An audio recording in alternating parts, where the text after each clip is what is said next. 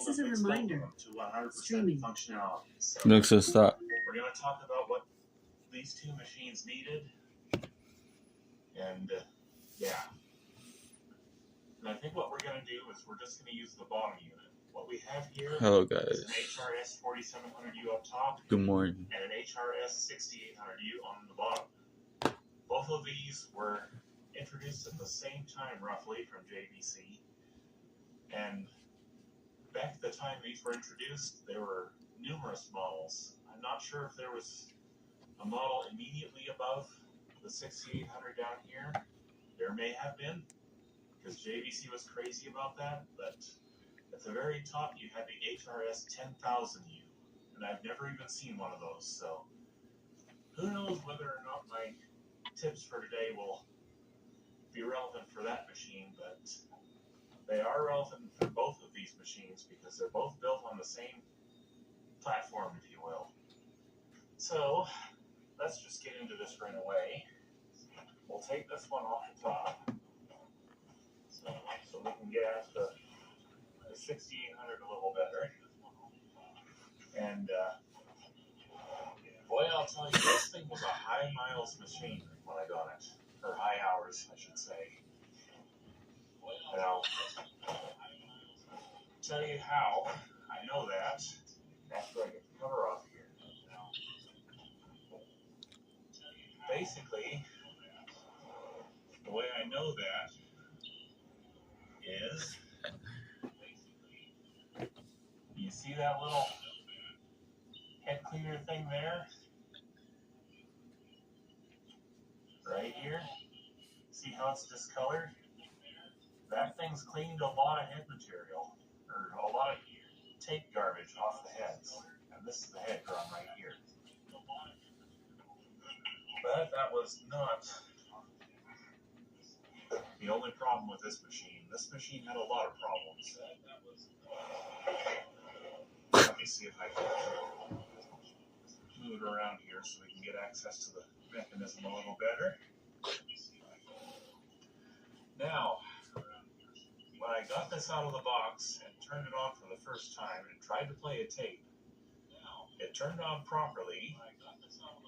There's this little flip down door in the front here, you can see. Anyway, it turned on properly, and I tried to put a tape in, and it accepted the tape fine, so this loading mechanism was working properly. But then when I went to play a tape, it would unravel the tape and wrap it around the heads like it's supposed to, but then it would immediately shut down. And I kind of, from previous experience, I kind of knew what was going on, because anytime a JVC deck like this shuts down after trying to play a tape, there's a problem with the transport. So what I did was I took this cover off, like you see here, put the tape back in, tried to play it, and I immediately saw that the take-up reel down in here was not turning. And the cause of that turned out to be, if I can show you, turned out to be those gears right there. Those are the idler gears. They're supposed to be able to flop back and forth like you see here to engage the different reels. It goes this way for rewind and this way for play and fast forward. Well, this was frozen in place. And the reason for that happened to be just really old grease. So I cleaned off the old grease. I got out some 3-in-1 oil because I didn't have my Lubriplate stock yet. And I just oiled it up temporarily, stuck a tape in, and voila, it started playing the tape. Except there was a new problem. The new problem was it would play the tape, only there was a big band of noise in the picture, and that is one of the most common problems with these old JVC VCRs. And we're going to get into that in detail a little bit later, because we have to get up from underneath. We have to get the bottom panel off for me to tell you what that problem is all about. But yeah, it had a big band of noise in the picture, so I thought, oh, okay, I can fix that. Very common problem. very easy to fix. So I then went to rewind that tape, and the VCR immediately shut down again. Only this time, it didn't just shut down. The whole display in the front went completely black, like there was no power getting through. So, most common problem number one, that right there. Oops, went too far. That is the power supply of the unit. And this is a switching power supply. And I don't know how else to tell you this, guys, but every capacitor JVC used in this is garbage. From the factory, they used 85-degree parts, and they just did not hold up over time. And this was no exception. This is the same power supply that is used in the 4700U, and I've known about this since the mid-90s because my 4700U had the same problem with the power supply. I packed it up and took it home one day for vacation to my parents' house. I got it out of the box, I hooked it up, and I was ready for a nice evening of movie watching, and nope, VCR was dead. And the reason was the power supply capacitors. I had to go in and recap them. And this being the early to mid-90s, I did not have access to DigiKey like I do now. There was no internet and stuff to go buy parts with. I had to go to a local electronics place in Saskatoon and buy whatever they had, which happened to be general purpose. I went with 105-degree, so at least I didn't screw that up. But the new capacitors got the VCR just sort of working, and it just stayed in that sort of working condition until I was able to get the good stuff to put in it. Which happened to be about the same time I recapped this one. So, yeah, I ordered enough capacitors for this machine, the eBay 4700U, and my 4700U, and I just did all three in one big job. And that finally brought my 4700U back up to full working order. Sort of. My 4700U was high miles too, so a lot of problems with that unit by the time I got it recapped properly. Okay, so that's your first common problem. Be ready to recap these things. There's a lot of them in there, and you've got to do every single electrolytic. Every single one of them. This one's got the good stuff in it now, but by the time I got to it, there were leaking capacitors everywhere, so I had to really work hard to clean up this power supply and use it. Otherwise, I could have just swapped in one from the other two machines, because they are the same power supply between them. Now, I've got to do a caveat, though. The European models are quite a bit different, so don't expect their power supplies to interchange with these, because the European models all use a different television format, so those are completely different models entirely. So, can't just swap between the European and US market ones. It's got to be US market only, or US and Canada or whatnot, or NTSC only, if you will. Okay, what other common problems can we talk about here, other than the idler gears and power supplies? Well, it's not going to let me move down any further, so I'll just pick you up here. The next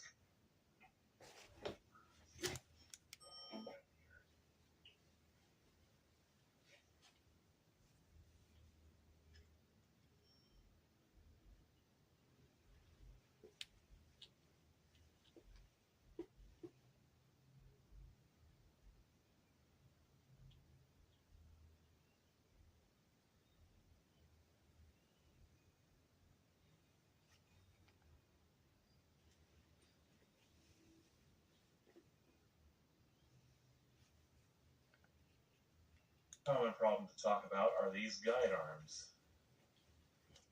I'm just realizing I forgot to tell you what the first problem was with this unit when I got it out of the box. The first problem was it had a part loose rattling around inside of it. And that part happened to be this guidepost right here. It had fallen out and was lying somewhere back in there, I think.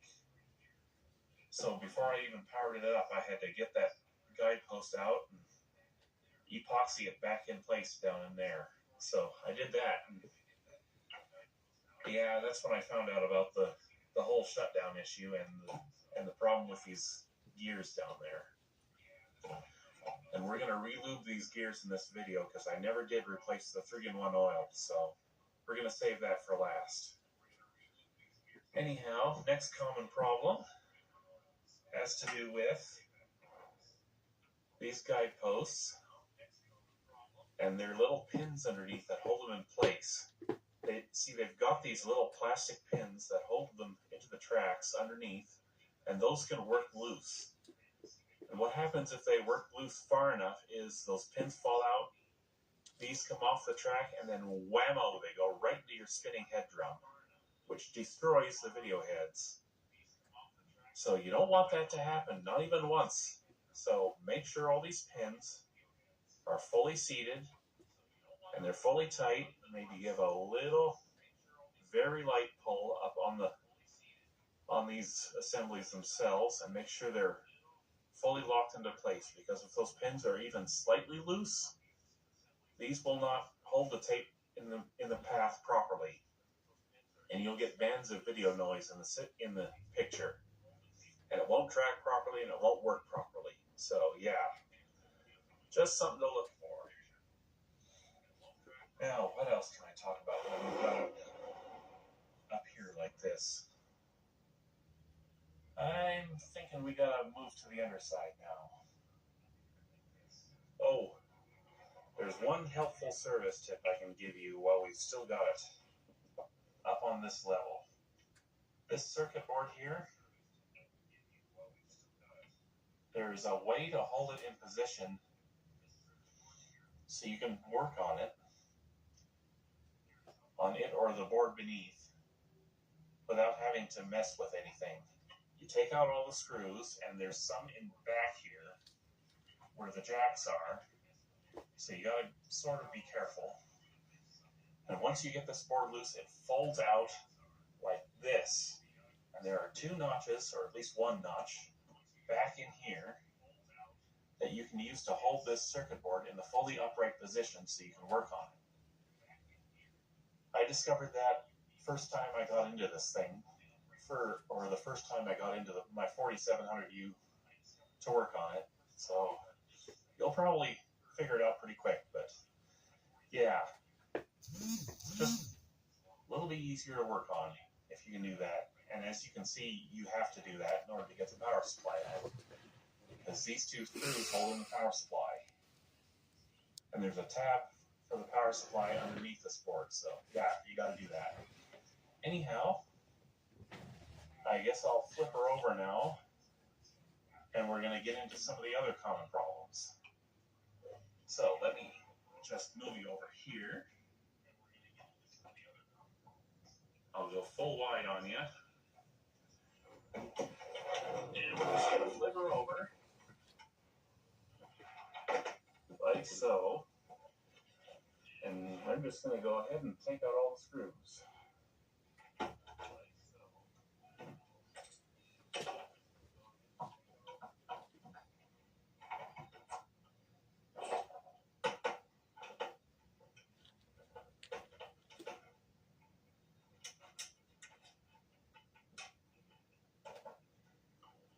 And you do have to take the top cover off in order to get this lower panel off. So do that first if you're working on one of these. And be very careful when you put these screws back in, because it's real easy to strip out the plastic underneath.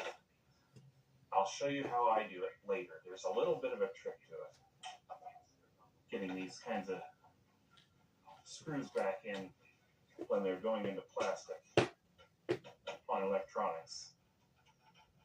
I believe I've mentioned that trick before on one of my boombox videos, but I couldn't tell you which one, so we're just going to mention it again. And might as well do that now. I'll grab one of the screws now. Don't just spin them in the regular way. What you do is you turn backwards. And you'll hear and see a little bit of a thump as it drops down into place. Now you can screw it in, because we know we found the threads. You have to do this because otherwise it strips out the screw. We'll just do it again here.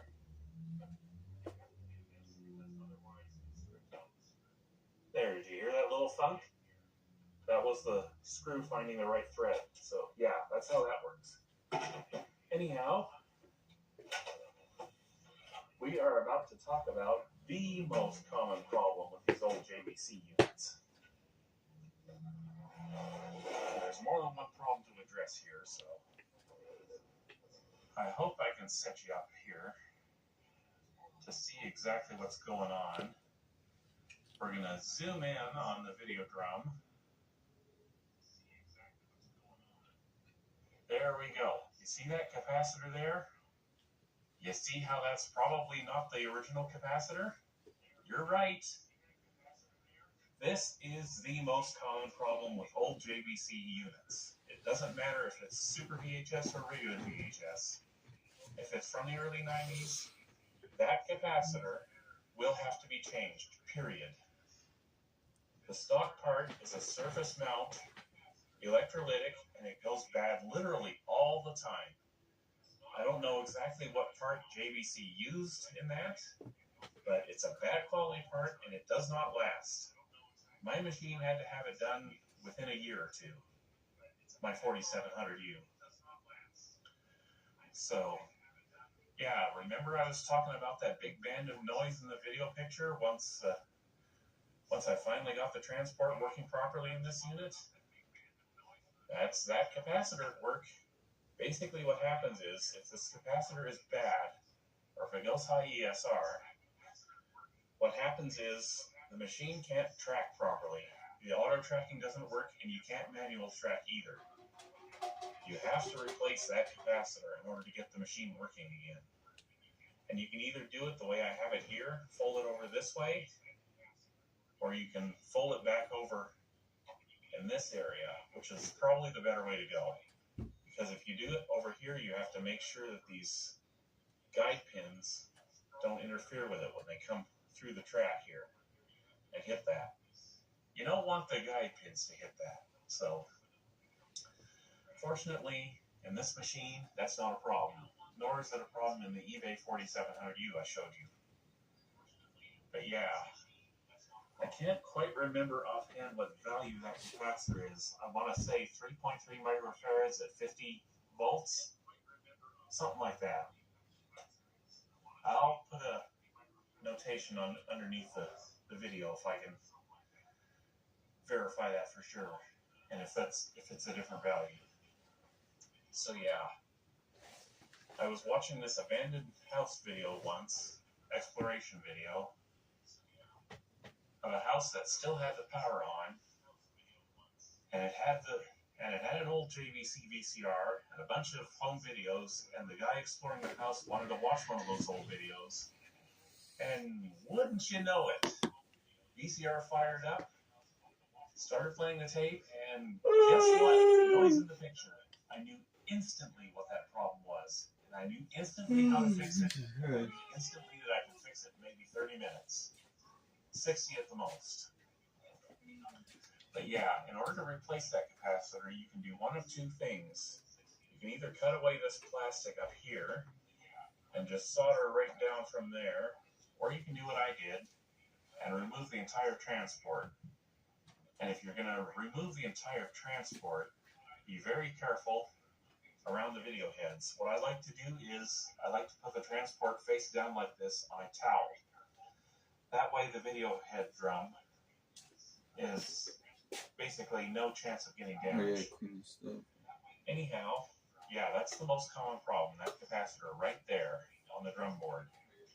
And like I said, it is a surface mount capacitor, so You need a fine tip soldering iron, but it's not especially hard to do. Okay, next problem. And something that affected my 4700U. That there gear. You see how it's made of cheap plastic? Well, they crack. Or they can crack. And there used to be a source for parts on these, an aftermarket source for that gear. On my machine, it was cracked all the way across one edge here, and it just couldn't make any friction anymore on there. So the machine would play, but fast forward and rewind, no worky. So I had to go looking for a new gear, and I was able to find a source for those aftermarket gears. The guy only had 3 of them, and keep in mind that this is 3 for the entire planet. I was only able to find those 3, so I bought 2 of them. I used one to fix my old 4700U, and the other one's still in storage for what happens if this one cracks, because I want to keep the 6800 working now.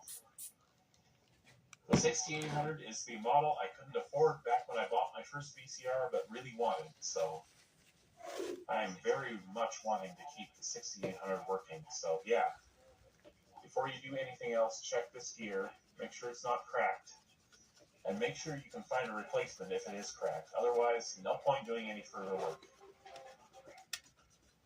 Because the new gear has to be epoxied in, and yeah, it's a pain, but you can do it.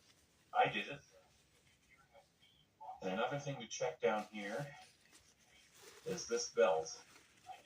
These don't go bad very often, I find. This is the original one that came with the unit, and I believe these belts are still available, so we're not going to worry about them too much. Now, another common problem. We'll go this way. Is the mode switch, which is found right down in there. It's that little red plastic thing here. And if you're very careful, you are able to pull up this board enough to disengage it from the mechanism so you can get back in there with a dental pick and run it back and forth for cleaning.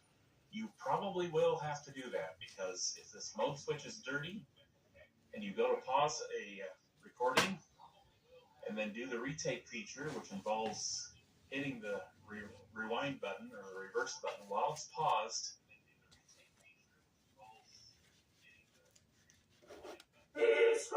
the hard-working weed killer that's safe for use around people and pets, and backed by Good Housekeeping. We took our fan favorite Little Caesars Crazy Puffs and made them even better with bacon. They'll make you say, "Whoa, crispy apple with smoked bacon. Whoa, delicious cheddar cheese sauce. Whoa, there's 4 of them.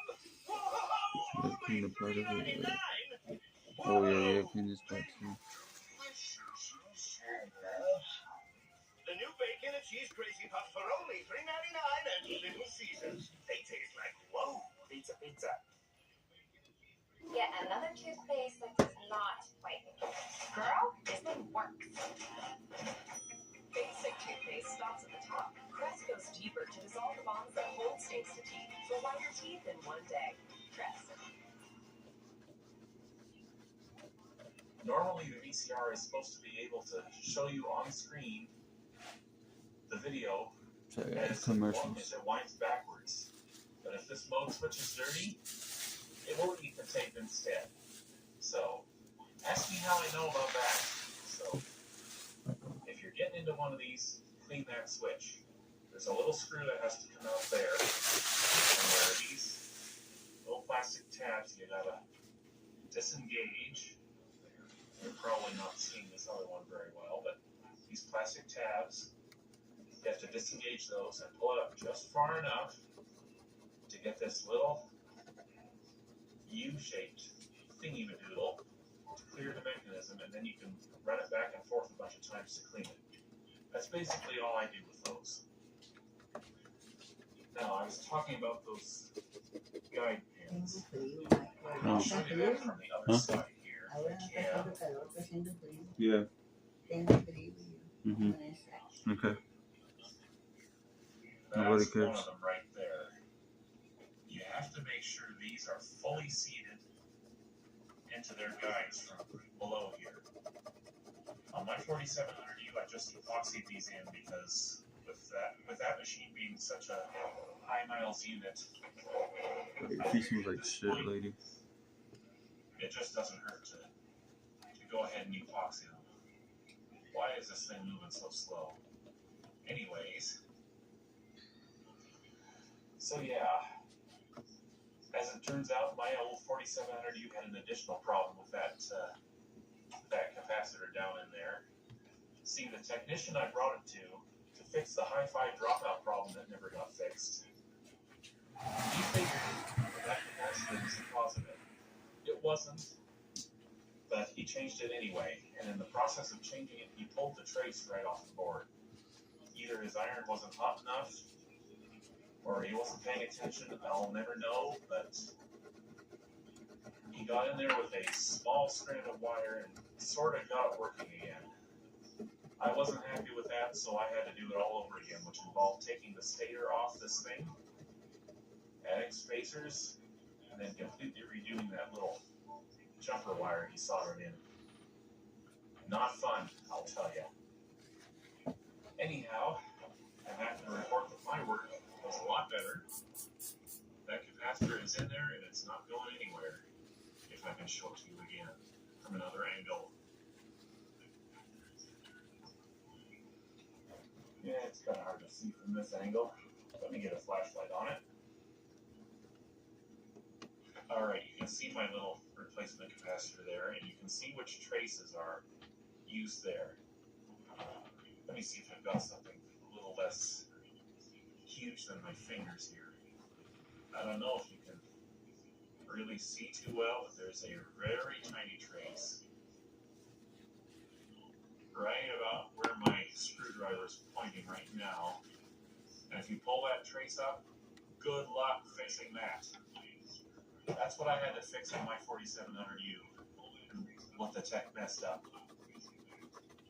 Anyhow, the hi-fi dropout problem in my 4700U happened to be just the deck being out of alignment on the hi-fi end of it.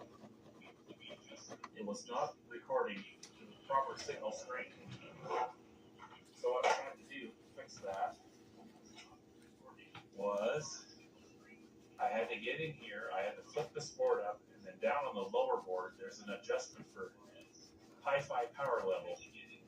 And what I had to do was I had to go by trial and error, just tweaking on that control, recording content, and then playing it back to see if the hi-fi dropped out anymore. And finally I got it. After 8 years of trying to fix that stupid machine, I got it. The right way to twiddle on that control is to get into the service manual and use an oscilloscope on the test point they lay out for you, but I had no access to a service manual and I had no oscilloscope, so I just basically did what I could. So, yeah. Right now, we're going to go ahead and we're going to remove those idlers. And I need a videotape to do this. Fortunately, I have one right here.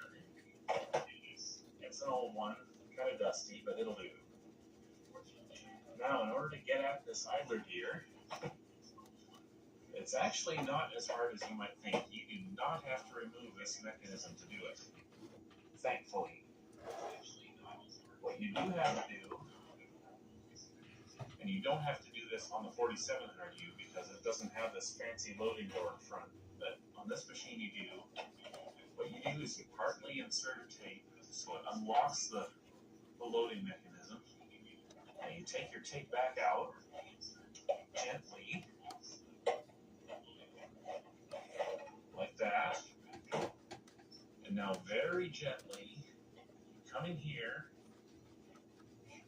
Well, let me see if I can get you a better angle first. You come in here, and you manually manipulate this mechanism. You can see the gears are spinning down there. Don't go hard with this because you will damage something. Yeah. And we can just move this little tray out of the way. And now we've got all the access we need to those gears down in there. So let us remove those gears.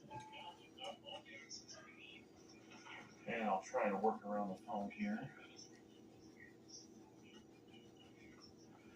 We have 2 screws, one on each side. If I can see them. I gotta stand up to do this. It's coming out good. Helps to have a magnetized screwdriver on this kind of a job. To make it burn.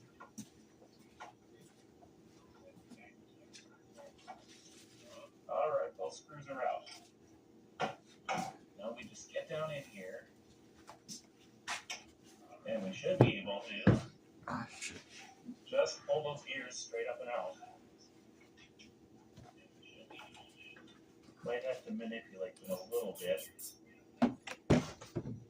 It's been a while, so there we go. Out they come. We'll set that down there. We'll move this up here. And now we can work on the gears. Maybe. I'll zoom in a little bit here. Now what we have to do is we have to take this whole assembly apart. And the way you do that is there's this little E-clip here. Don't lose that clip. These things are a bear to deal with. I will just be right back. I need a little bit of a screwdriver to do this.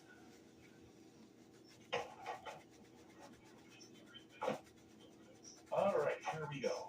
I should have been better prepared for this, but I wasn't. Literally recording this on the day it's due to be uploaded. So, let's see if I can get you on camera here. There we go. We got the E-clip off. You don't have to use a lot of force with them, but just a little bit. And be very careful because this is spring-loaded and there is this little washer underneath.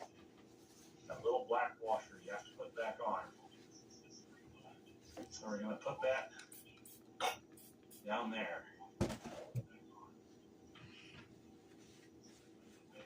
And there are 4 little tabs on this little plastic piece that have to engage with this black gear beneath. So remember that. And there's a spring here. Don't lose that. And now we should be able to just pull this gear off. And this is where I had to do my lubrication. Because this is where all the nasty old stuff was. And be aware, this little felt piece here, that's a clutch. Do not get any lube on that. That would be bad. But yeah, all of this was just gummed up with old grease and it just did not flop back and forth the way it was supposed to, so fortunately the 3-in-1 oil worked, at least temporarily. So yeah, we'll just take this assembly up like so, and this is where we're gonna put our luber plate. Okay, if I can get it out. And it doesn't take much.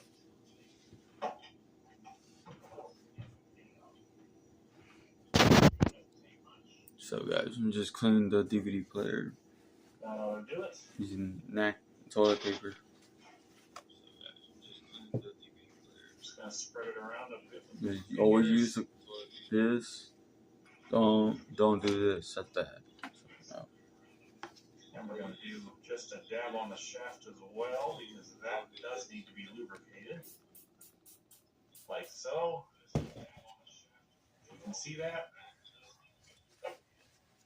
And then we'll just, well, actually, I don't know. I don't believe these gears themselves need to be lubricated. I don't believe I could do it even if I wanted to. But they're spinning freely, so we're not going to worry about them. Now we're going to just put this back on like so. Moving nice and freely. Now we've got to relube around here as well, this black gear. So I'm going to grab my paper towel here.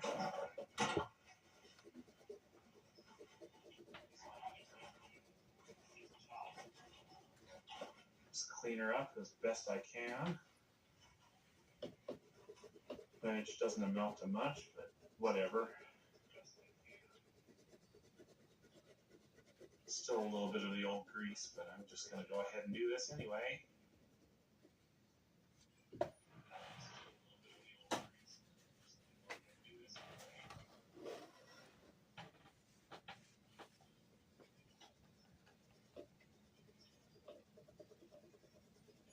Sorry, I've got you off camera again. I'm just sort of going around adding a light coat of lubricant.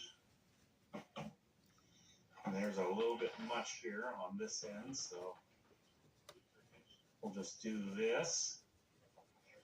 Get our lubricate just sort of meshed in there with the gears. And remember what I said, do not put lubrication on this white plastic piece, because that's the one that contacts the clutch. We can't have any lube there. So, should be okay now. I will put this back in place. So you can see is my D player is fine. It says I cleaned it. It's coming out good.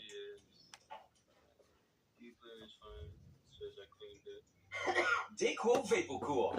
It's Dayquil plus a rush of Vicks Vapors. Download the Kayak app to search and compare prices from hundreds of travel sites and find a great deal.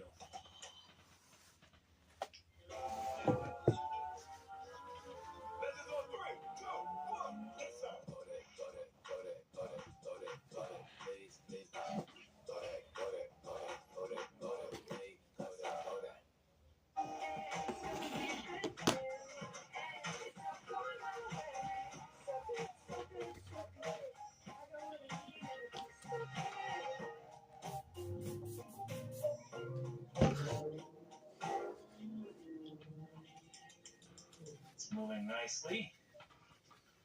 Now we gotta put this stuff back on.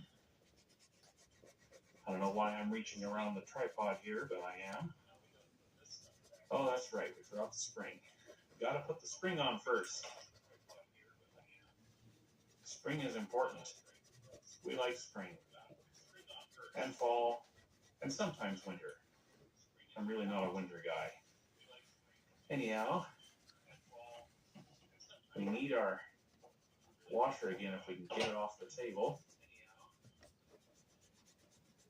I guess that's one way to do it. And now,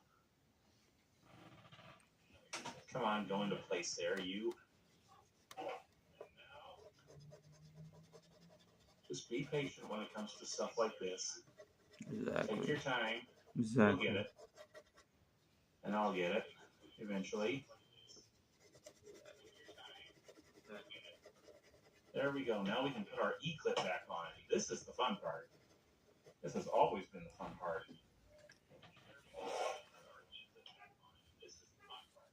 Especially with my big sausage fingers.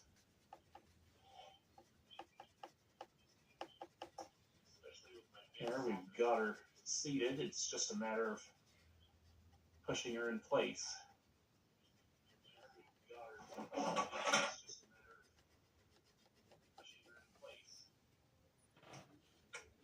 Clean this part. Shit.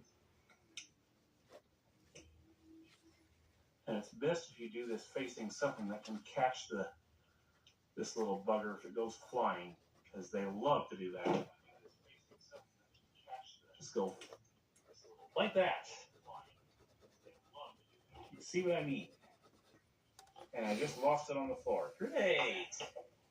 See, we just take our That time, always guys. happens when I Just what he said, stuff take like your this, time. but I'll find her. I always do. Okay, so I got the E-clip back on.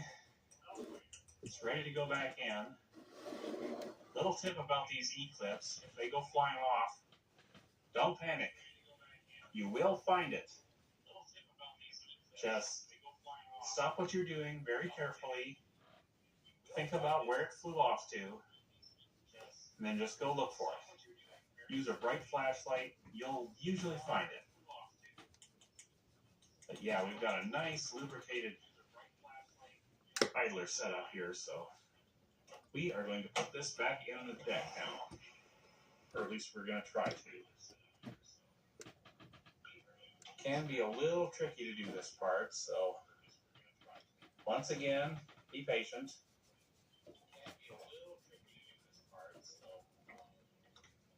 There's really not much you can screw up though if it doesn't go in properly on the first time.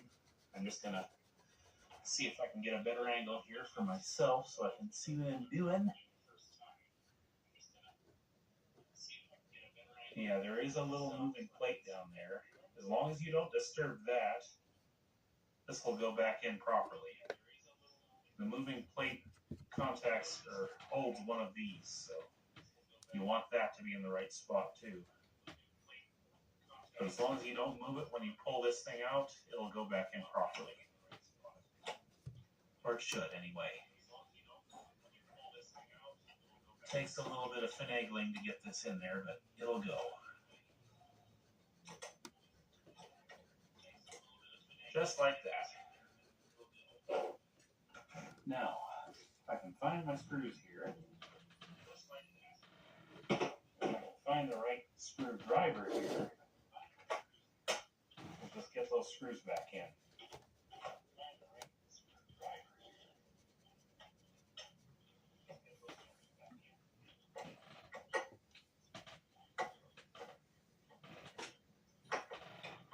You might have noticed I did that little run the screw back trick on this too, even though I didn't really need to. Just helps make sure you've got your threads ready to go. So that should be fully working now. And all good. And I tested for you on camera now, except we had 3 power failures last week, and during one of those power failures, one of my power strips burned up.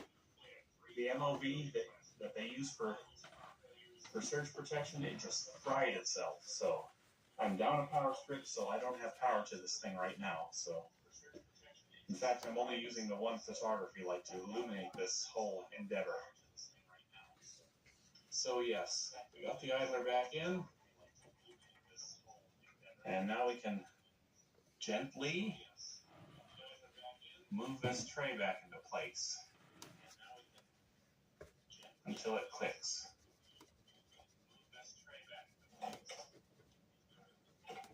Right up here is the latch for it.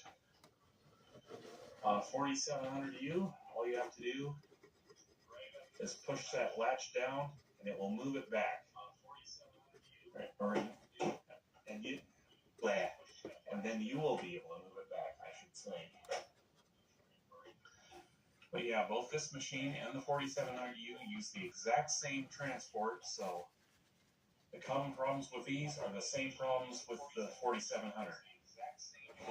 And as we're putting this back together, starting with the underside, I will tell you about what was wrong with the eBay 4700U.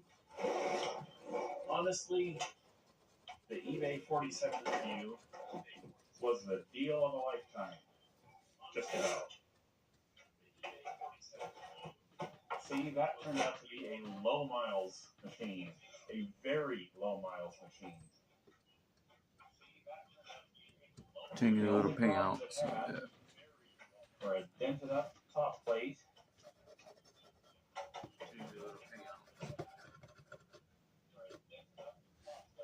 A dented up top plate.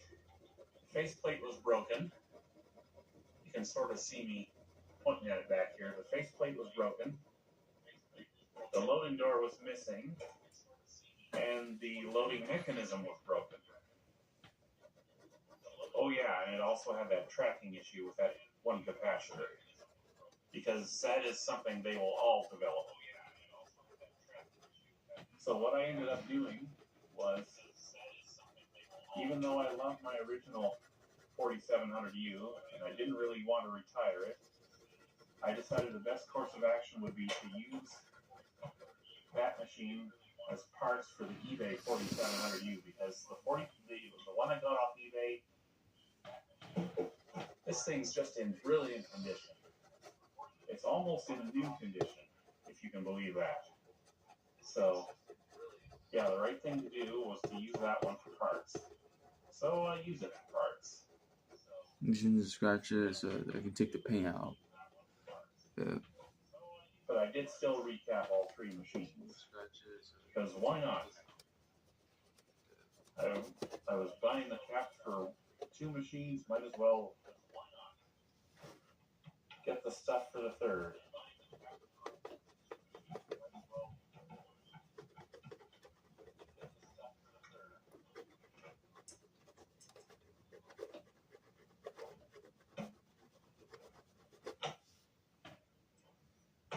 Wrong hole.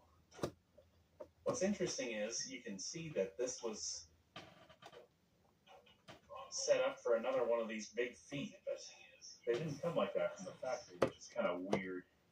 It's like that on both this machine and the 4700s, so don't know why they did that exactly,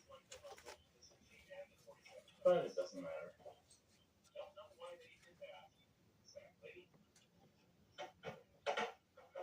Every single one of these screw holes is stripped out on my original 4700U because I got into it so often, but what can I say? I was very young and I didn't know about the trick of turning the screw backwards. So, yeah, I would love to test this out and make sure it's working, but if I do that, I lose a photography light. Siri, flashlight on. Let's just go ahead and do it anyway. Y'all can see in the dark, can't ya? So you can see is this Alright, parts. we've got power. Now, where's my tape from earlier? You see is that Do that. the DVD player is clean. And it's loaded into the ready position already. Looks brand new now. Play. Looks clean. Yeah. It's playing properly. Alright. Fast forward. This isn't the true fast forward. It's just the slow fast forward. That works. Rewind. Back to play. Fast forward, and yes, we have a working unit still.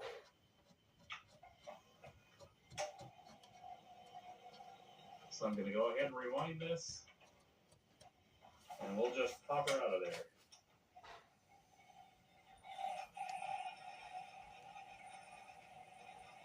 Now, if it's rewinding slow, don't worry about that. JVC VCRs do Siri, this, flashlight off. especially their expensive ones. They go slow as you get towards the start of the tape, and they do that on purpose so that you don't break the tape. It's one of the things I kind of like about them. I wish they wouldn't keep the tape threaded all the way back here, but that's the way it is. And there we go. All you got to do from here is put the cover back on, put the 4 screws on that hold the cover, and we're done. So I hope this video has helped you in some way. If not, if so, I hope to see you again in the next video. Take care, everybody. We took our fan favorite Tracy Pizza, pizza! even better with bacon for only $3. Pizza, pizza.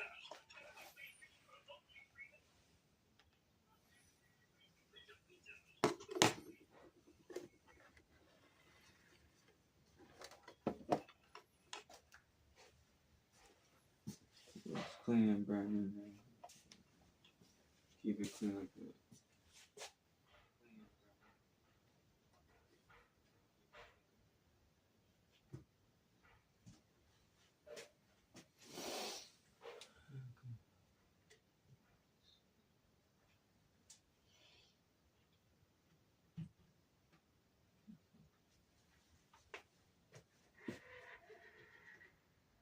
Okay, good.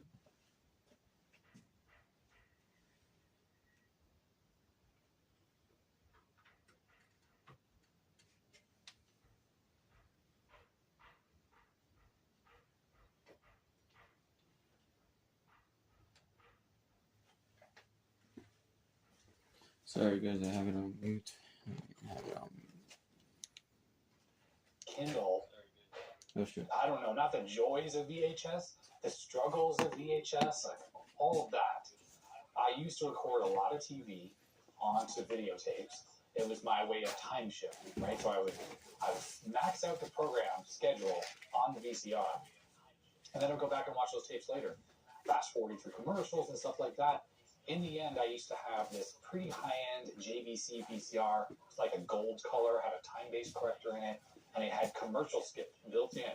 So it would record, and if I recall, it would go back and scan through the tape quickly, looking for the commercial breaks, and it would mark those on the tape so that as you were playing, you could quickly skip over all the commercials, and it would do a pretty good job of it. It also marked the tape with index marks, so it was a lot easier to find recorded programs. So every time you started recording or it started recording, it would mark an index mark. I'm trying to think if it would mark the time and date with the mark. I'm not sure if it did that or not. I have a Panasonic VCR now that does that, so that's pretty helpful.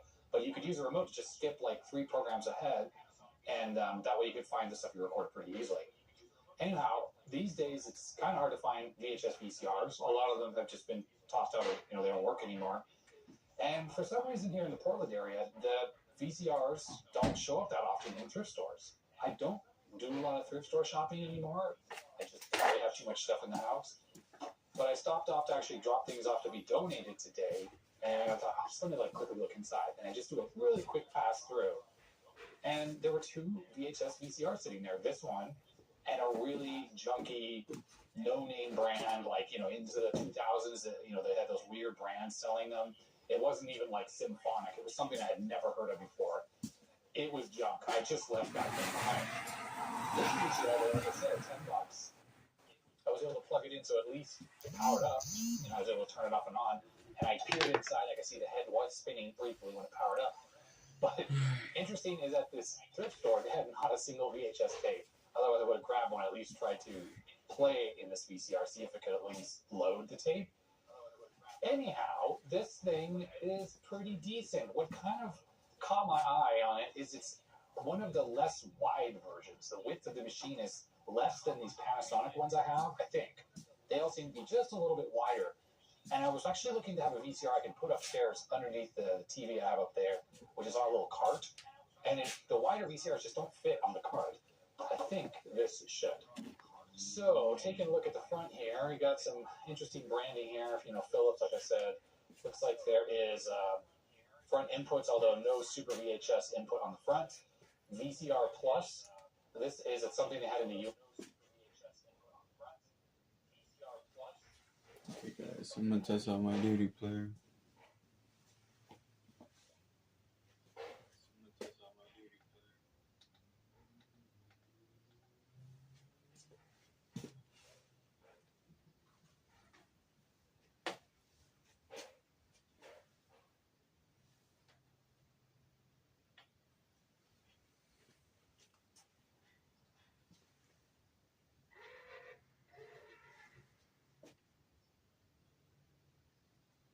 Yeah, it works. The DVD player works. It works. The DVD player works. Alright.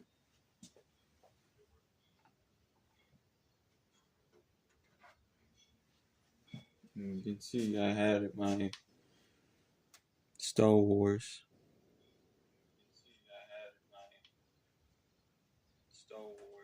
Yeah.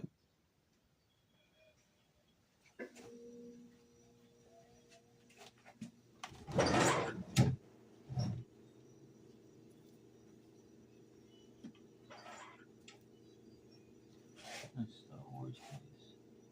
Oh, I found it. I have so many DVDs.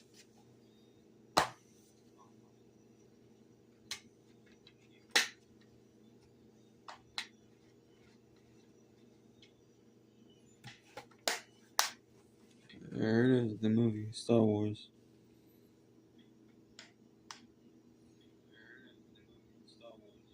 Yeah.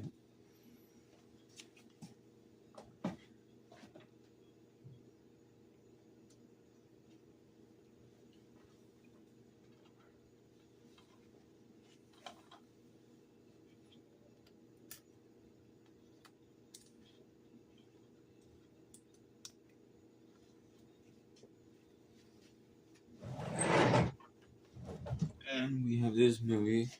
It's really badass.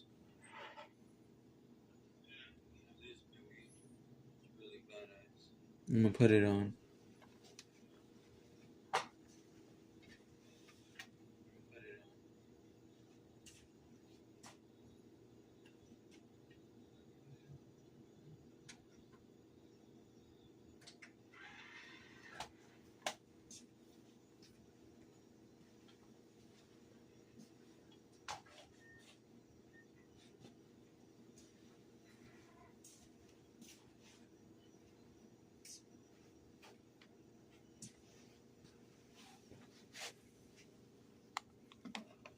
Hope everybody's having a good Thursday. Tomorrow's Friday, thank God.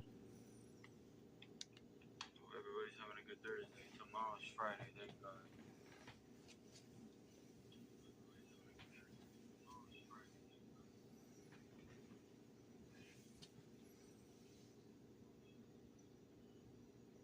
So, you all ready? Guess so.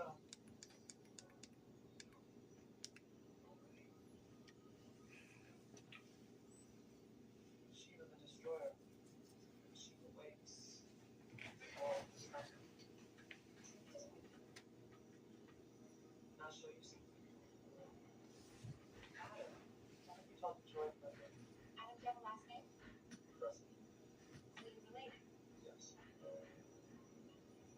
David, clearly something's up here. Adam hates you. You still took a break and gave up time for all. What did you think about him? He's amazing. I can actually see him thinking. His movements are naturalistic and precise. It's as if there's intelligence behind it. Do you think she's great? Yes. What do you think? I think she's very good.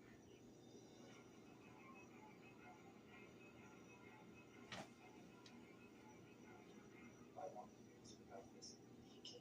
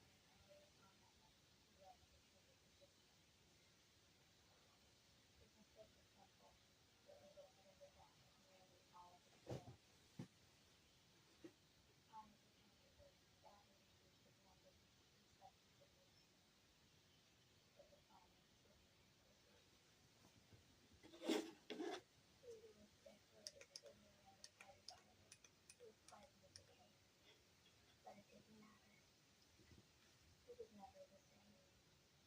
Our family was never the same. I didn't want to come here. I wanted to stay here.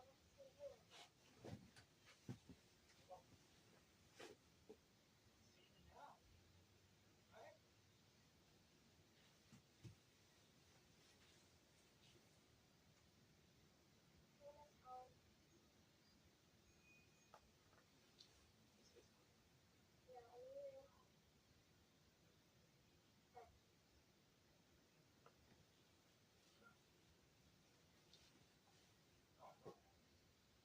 Mom said he just went away.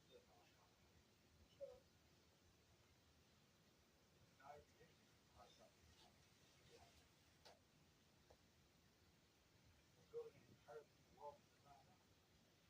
There's this bunker house where I keep it in the sleep.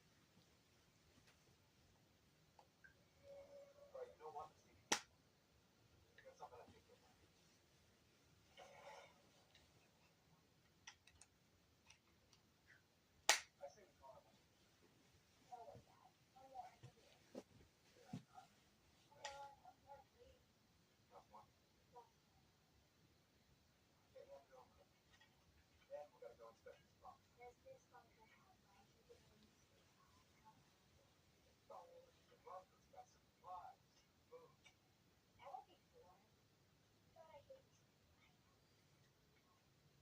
but I hate to.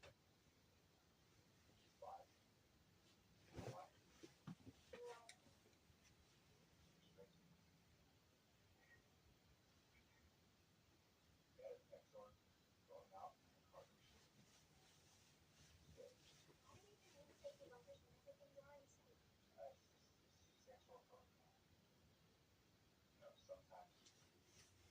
Alexa, what time is it?